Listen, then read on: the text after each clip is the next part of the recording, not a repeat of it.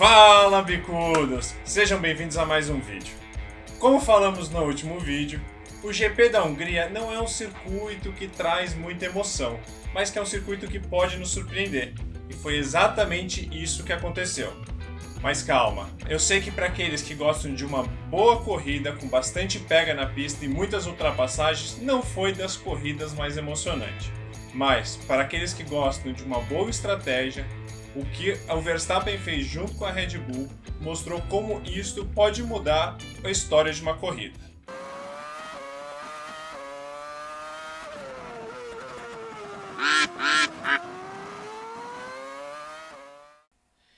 E como nós já estamos ficando um pouco repetitivos nesse canal, porque normalmente é vitória do Verstappen e um erro grosseiro da Ferrari, resolvemos trazer um dos nossos fãs que mandou uma carta aqui para os estúdios querendo conhecer as instalações, os bastidores no Bico dos Patos e foi convidado hoje para fazer parte do comentário sobre o Grande Prêmio da Hungria. Então está aqui comigo Rafael Prado, não é um qualquer, para falar um pouquinho de mais uma vez outra vitória da Red Bull. O Verstappen, que largava lá no meio da galera, venceu e aumentou a distância no campeonato. Parece que nada dá certo para a Ferrari.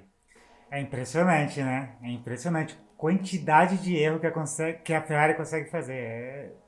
Não sei como eles conseguem errar tanto com um campeonato que eles poderiam estar lá na ponta brigando, cara. É impressionante. Ô Rafa, para te trazer aqui pro tema um pouco, quero te perguntar, você acha que hoje a estratégia errada da Ferrari é um pouco o que eles já vêm fazendo de não definir claramente um primeiro piloto? Ou você acha que só foi uma embananada deles lá, eles tentaram se defender e as coisas começaram a dar errado?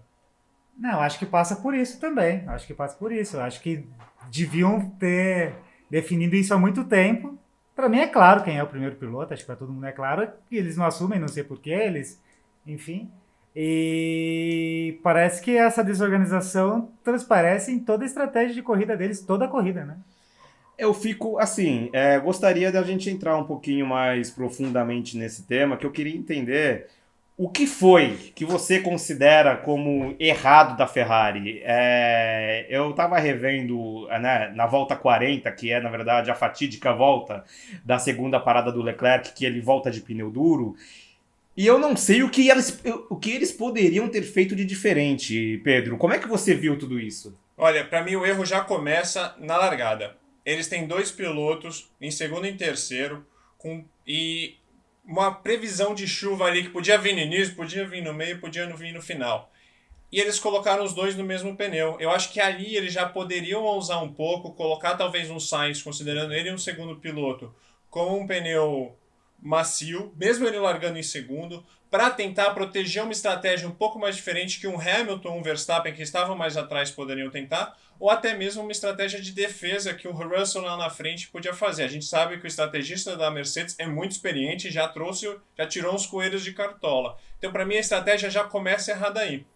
E eles já continuam erradas nas primeiras paradas. As estratégias já continuam erradas na primeira parada, que eles param os dois juntos praticamente.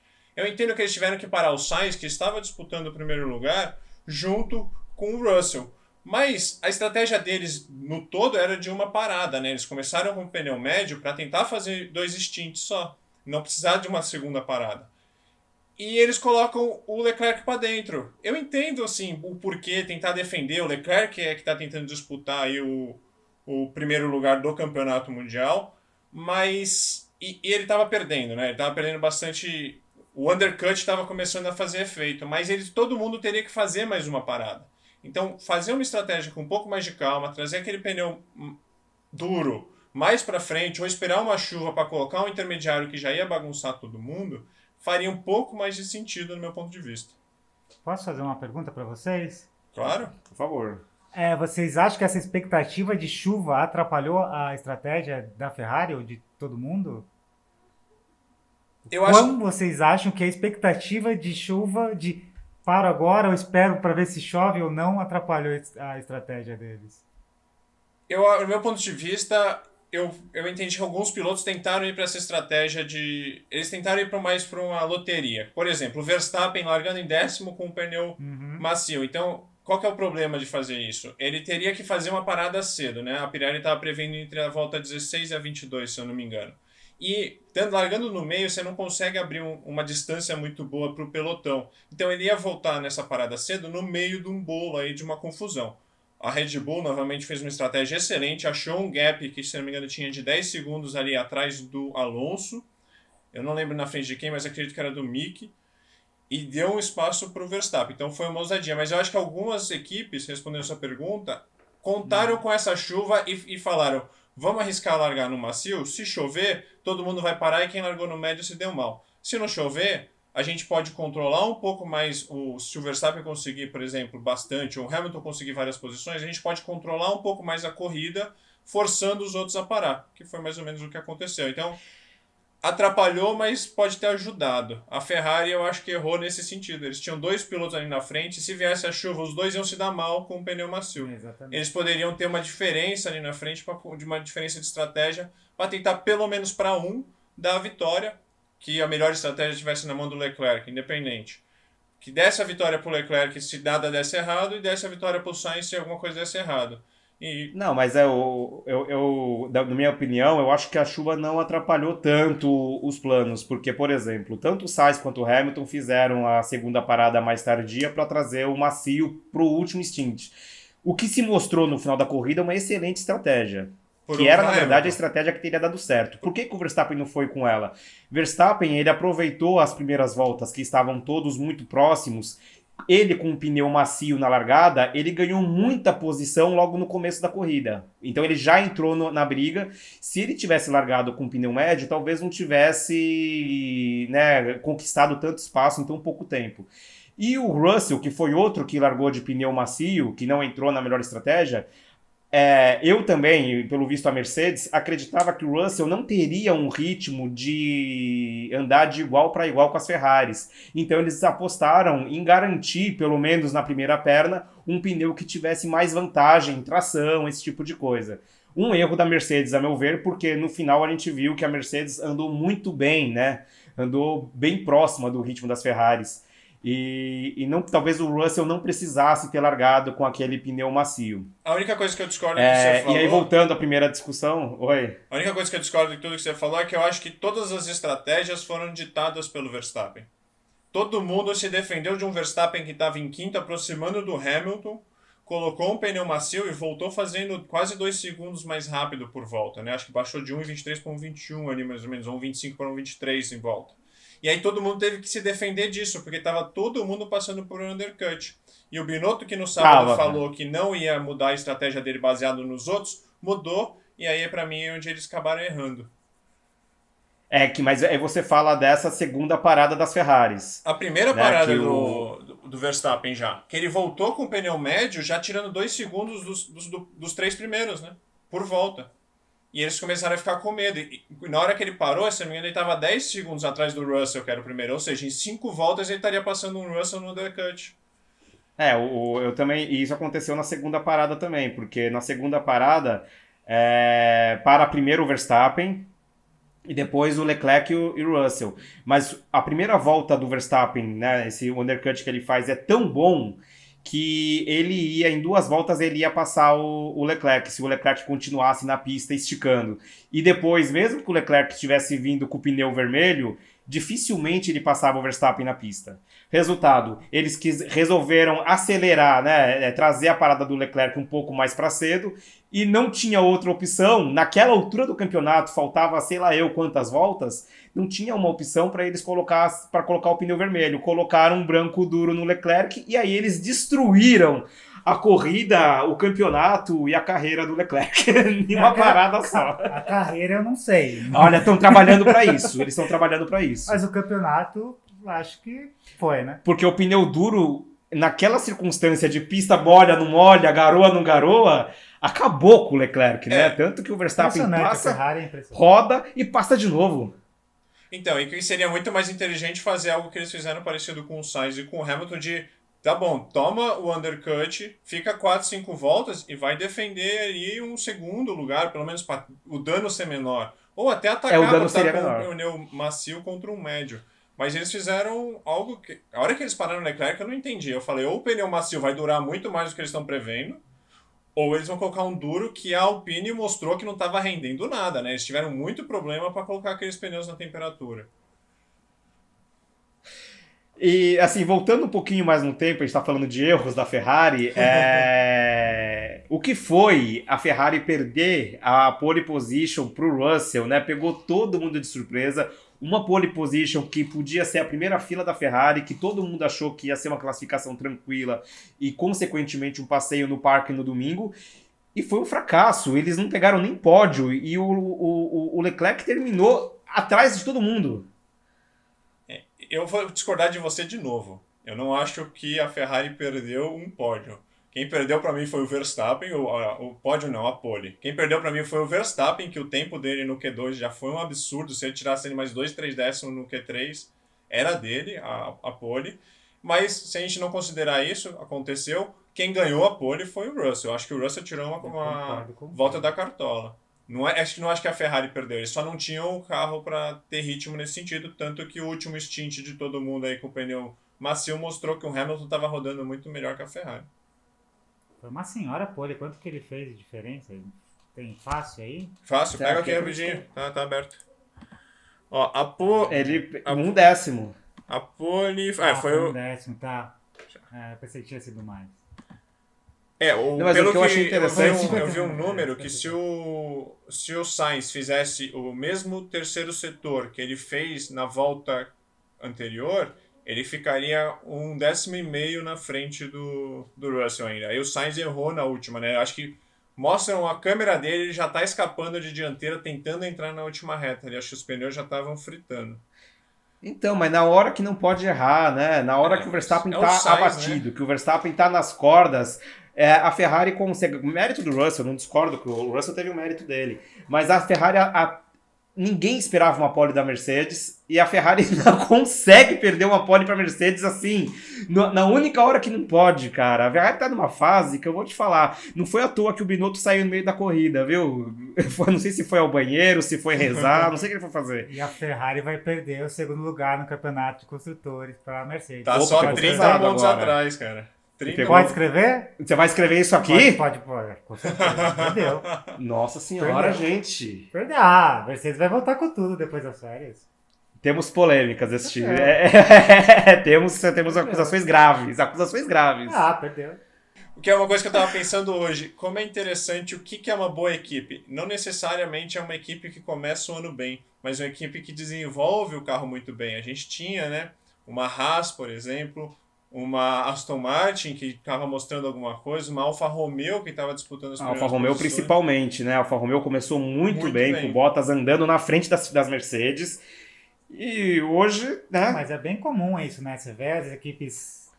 A Red Bull, ela tinha um segundo semestre muito bom na época do Vettel.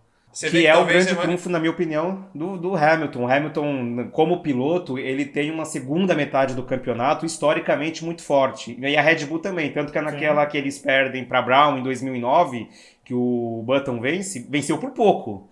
Porque começou de um jeito... Eles atropelaram no começo, mas depois a Red Bull tira essa distância. Sim. Quase vira em 2009. Depois, nos 4 anos seguintes, eles ganham com... né? E a Mercedes é a equipe que ganhou os últimos 8 campeonatos de construtores. Vocês acham que a Mercedes volta com quanto de força em Spa daqui a 3 semanas? Eu acho que a gente já tem que tomar um cuidado. As férias de verão, eles são obrigados a não para trabalhar lá na Fórmula 1. Eles realmente... Vocês sabem como funciona isso de obrigado a não trabalhar? Tipo, o engenheiro senta na casa dele e fala, eu não posso entrar no computador aqui e ver os projetos, você sabe? Que fala assim... Não sei como funciona isso. Não dá pra saber exatamente, mas o que fala assim, muitos mandam algumas informações pra casa e trabalham, sei lá, na telemetria da última corrida, essas coisas. Mas parece que a FIA monitora a rede das empresas, das equipes, pra ver se alguém... Porque eu tava imaginando como que a FIA fala pros caras, impede os caras de trabalharem. Não. Ainda mais nesse mundo conectado, todo mundo pode trabalhar em casa. Mas eles não podem fabricar peça, por exemplo, e aí é dentro do negócio, é dentro da fábrica. Então tem algumas coisas assim, mas nessa parte eu concordo com você. Na teoria, eles podem levar trabalho para casa, não loga na rede e faz alguma coisa no computador pessoal. Mas E aí quem tem maior estrutura leva vantagem, né? Sim. Não, mas a minha pergunta não foi respondida. Como é que a Mercedes volta pra Spa-Francorchamps? Eu acho que vai voltar na mesma. Eu tô pensando em fazer uma analogia com o futebol. Você tá perdendo por 2-0 o primeiro tempo de um jogo, vai pro intervalo, vai pro vestiário, conversa, acerta o time e volta com uma moral diferente. Eu acho que a Mercedes volta com uma moral, e isso que eu quero dizer, eu não sei exatamente quanto pesa uma moral na decisão de campeonato de Fórmula 1. Mas eu acho que ela volta com uma moral mais elevada e eu acho que a Ferrari volta muito mais abatida. A Ferrari volta naquele 7-1, que já É, tava então, 5 você quando fala, foi "Que pro que eu intervalo." faço?" A Ferrari volta mais ou menos. Porque como o time ela de começa 2014. o ano tipo, com muita perspectiva e agora ela olha, a Red Bull tá com o quê? 80 pontos na frente? 80 pontos do na frente. campeonato? Eu acho que nem volta, viu? Se eu fosse a cara. Ferrari, eu nem voltava. 7-1, né? O que eu faço? Acho que são 80 pontos. São 80, são Nós 80, temos exatamente.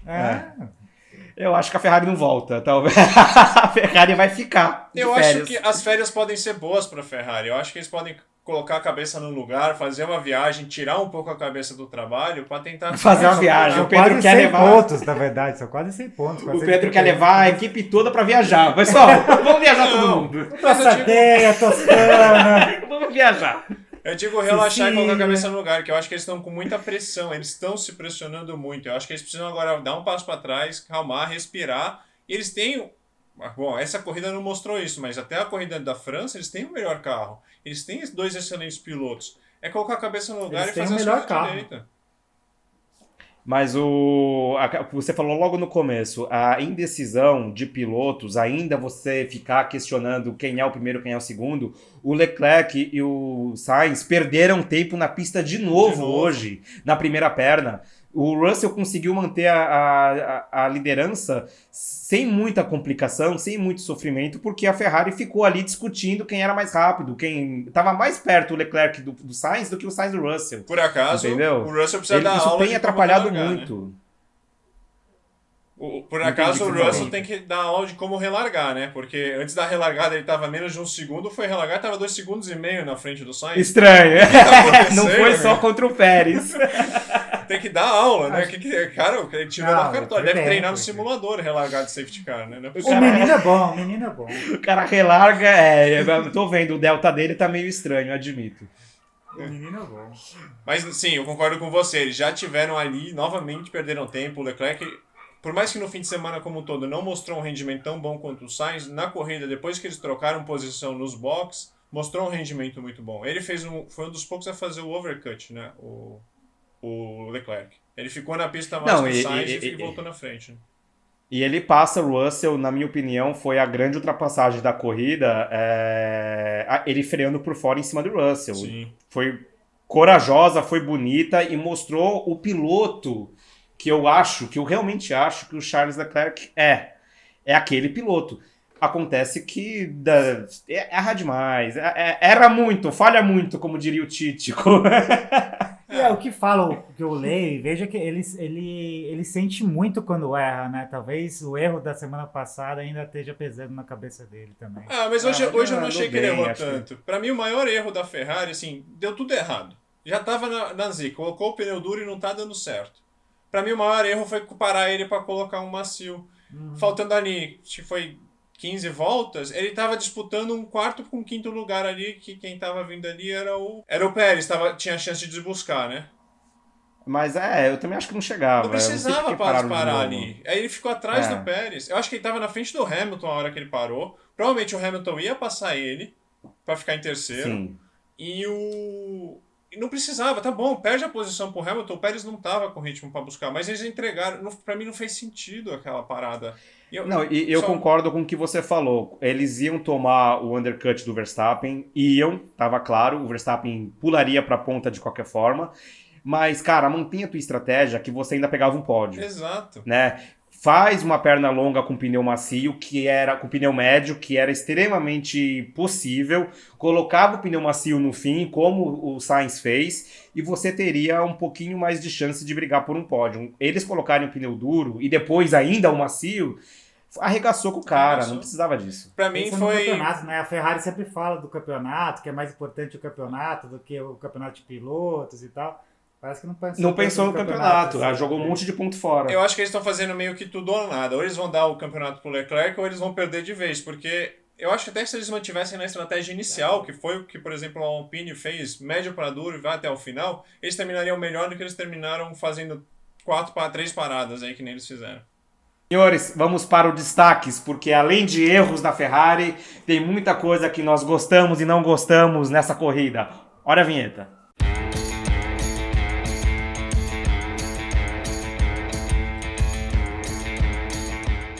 Convidado, posso falar então? Você é convidado, pode falar.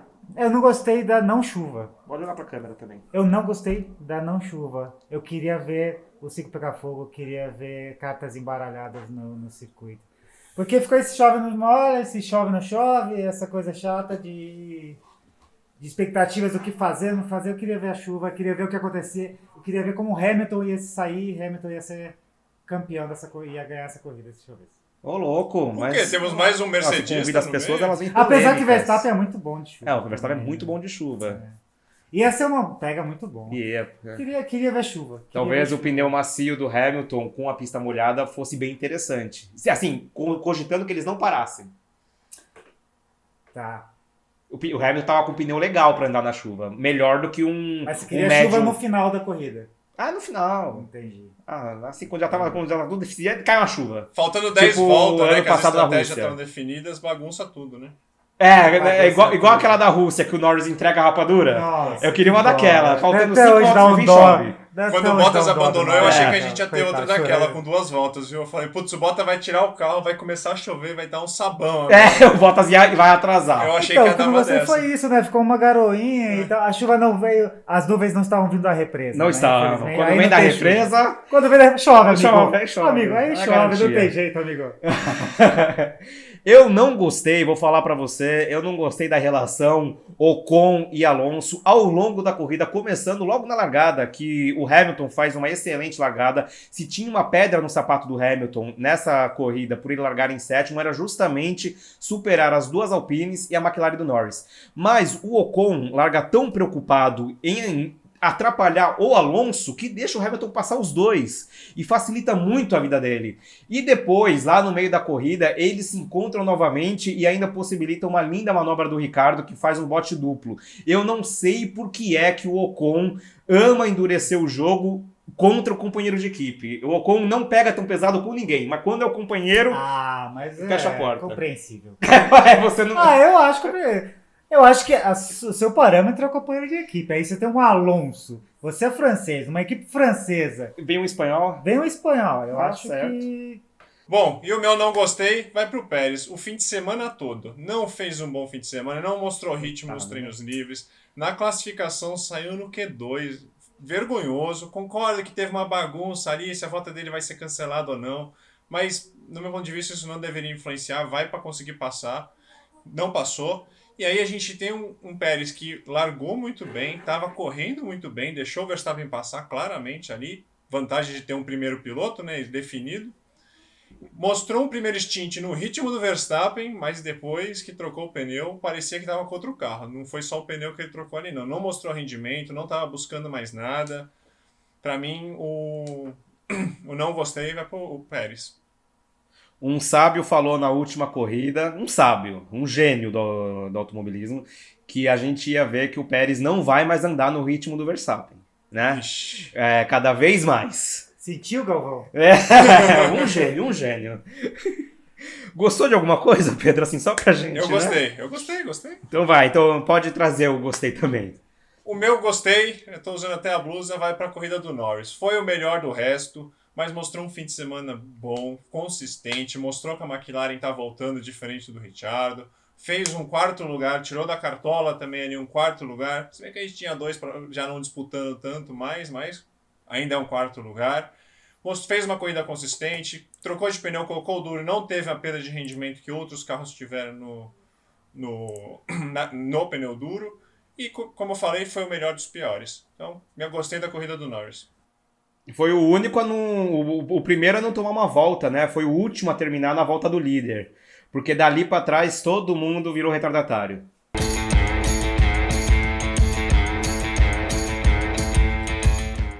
Normalmente a gente tenta, na hora de definir o pato da corrida, o destaque, aqueles... Não é legal falar de quem ganhou a corrida, porque fica meio que chover no molhado, né? Apesar de não ter chovido na Hungria, fica esse negócio de chover no molhado. Mas depois de largar em 10º, né? De ter tido aquele problema na última tentativa, na classificação... O Verstappen fez uma senhora corrida. Como o Pedro falou no meio do vídeo, a parada dele, os undercuts, misturou todo mundo, pressionou o estrategista da Ferrari, fez com que eles fizessem aquele erro com o Leclerc. E o cara, não contente, passou na pista, rodou sozinho, passou de novo e ganhou a corrida. Então não tem como não falar que o Verstappen literalmente só não fez chover na Hungria e tá, assim, rumando pro bicampeonato. Só não fez chover, foi genial. Não, foi bom demais, né? Kobe. Tá voando esse Tá voando. E ele vem pro bicampeonato, assim, com todo mérito, porque tá pilotando demais. Então o pato estrela desse fim de semana é o Maximiliano Verstappen.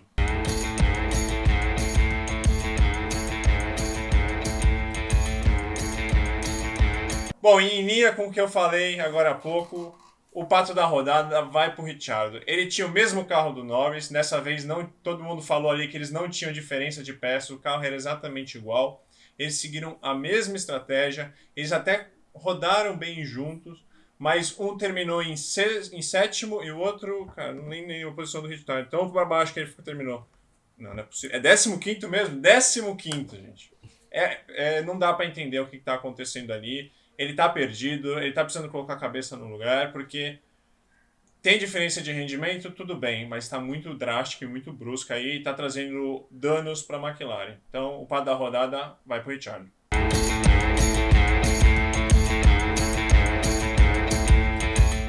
O pato abatido, eu acho que é o nosso querido Russell. Porque fez a pole, tava com expectativa lá em cima, eu acho. E acabou atrás do companheiro de equipe, né? Com méritos do Hamilton, eu acho. Mas eu acho que ele estava esperando mais. Talvez a Mercedes estivesse esperando mais dele também. E a distância pro Hamilton está diminuindo, né? Eu acho que ele está vendo o 44 no retrovisor dele e está sentindo. E o Hamilton na segunda metade costuma ser muito forte, então Russell, acho difícil ele manter essa posição na frente do Hamilton no campeonato. Acho bem impossível. Falando em campeonato... Eu vou parecer aqui um disco arranhado, mas essa é uma das grandes vantagens de ter dois pilotos em duas estratégias diferentes, né? O Russell, para mim, perdeu o primeiro lugar ou uma posição na frente do Hamilton porque ele se preocupou muito mais em proteger as outras estratégias do que fazer a dele. E tá certo, ele tá em primeiro, ele tem que fazer isso. Muitas vezes é o mais seguro. E o Hamilton fez uma estratégia um pouco diferente, colocou um pneu macio ali no final e mostrou como aquele carro estava muito bem alinhado pro pneu macio. Então, como falei... E que ele não tá tão desmotivado quanto dizem por aí, né? Exato. Ele tava com sangue ali, viu? Ele tava vindo para buscar o Verstappen na última volta, que não tinha como, ele tirou 3 segundos do Verstappen na última volta. Não tinha como porque não tinha mais volta, senão... E falando em campeonato, sobre essa tabela, o que vai acontecer, nós só vamos descobrir daqui a 3 semanas, porque teremos a pausa de verão. E como o Pedro falou, eles não podem trabalhar, e eu também acho que eu não posso trabalhar. Se eles não podem, pelo amor de Deus. Eu acho justíssimo que a gente, né?